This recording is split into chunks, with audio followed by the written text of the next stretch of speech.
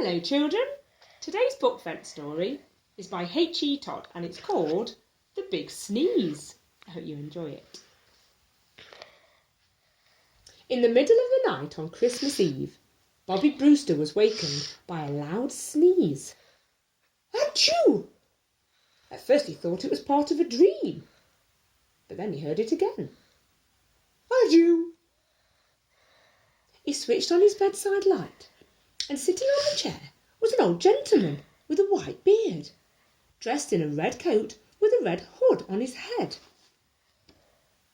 Who are you? Asked Bobby. That was a silly question, wasn't it?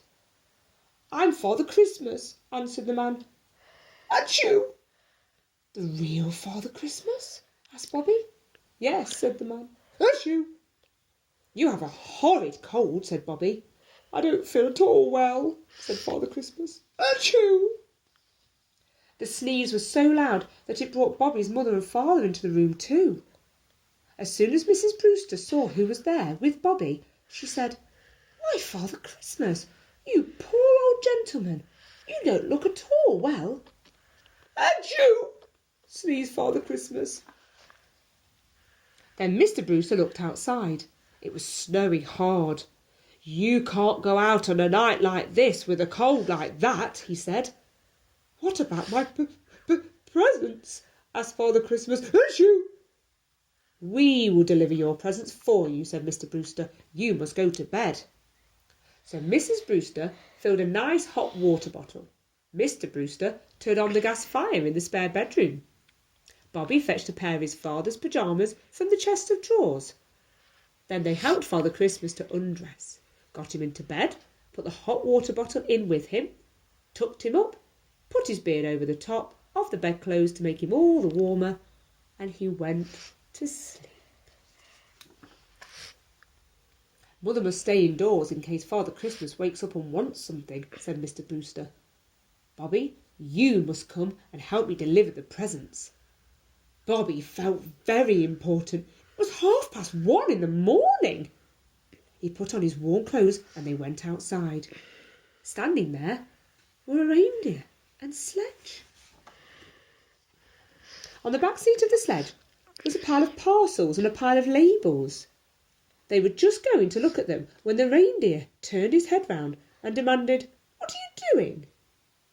We're going to deliver the presents, explained Mr. Brewster. Father Christmas has gone to bed with a cold. I might have guessed it, said the reindeer. He can be a silly old man at times, you know. We told him his cold was getting worse, but he insisted on carrying on. Luckily, he nearly finished, but he didn't have time to tie on all the labels.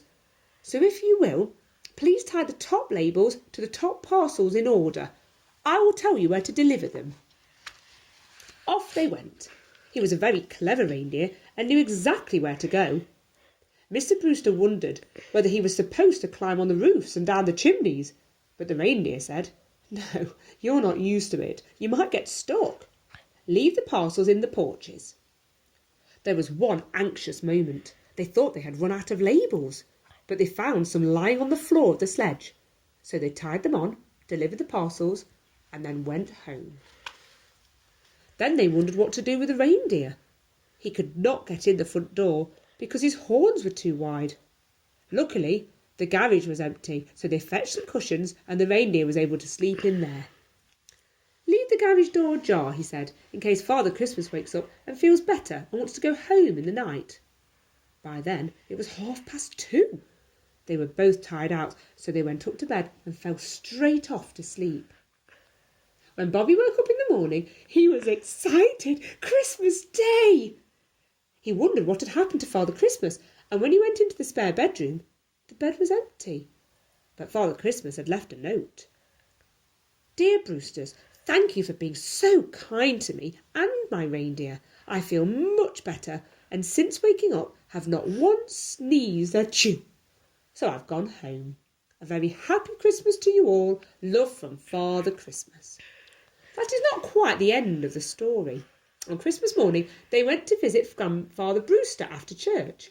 On the way, they met an elderly lady.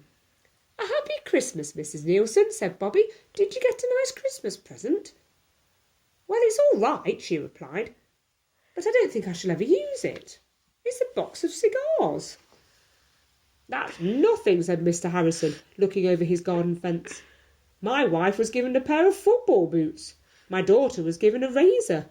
My son was given a bottle of perfume. And do you know what I got? A frilly nightdress." "We must have muddled things up," Mr. Brewster said to Bobby. There was no doubt about it. An old gentleman aged 97 had a baby's rattle, and a baby of 9 months had an encyclopedia. They were worried about Grandfather Brewster, but they need not have been. When they rang his bell, he came to the front door and cried, "A happy Christmas! I have been given the best Christmas present I ever had in my life. Come in and look." They went into the sitting room, and all round the floor was the track of an electric train set. "I've wanted one of these since I was a boy," said Grandfather Brewster, "and now I've got it." And he pulled the switch, and the engine and carriages went whizzing round the track. On Boxing Night, the Brewsters arranged a special party and invited the neighbours. They all came and bought their Christmas presents. Everyone had a lovely time, and before leaving, they exchanged their presents so that each person had what he or she wanted.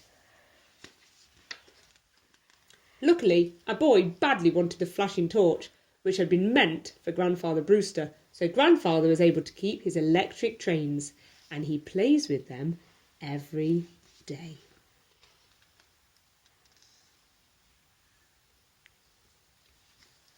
Thank you, children. I hope you really enjoyed that story. Happy Christmas.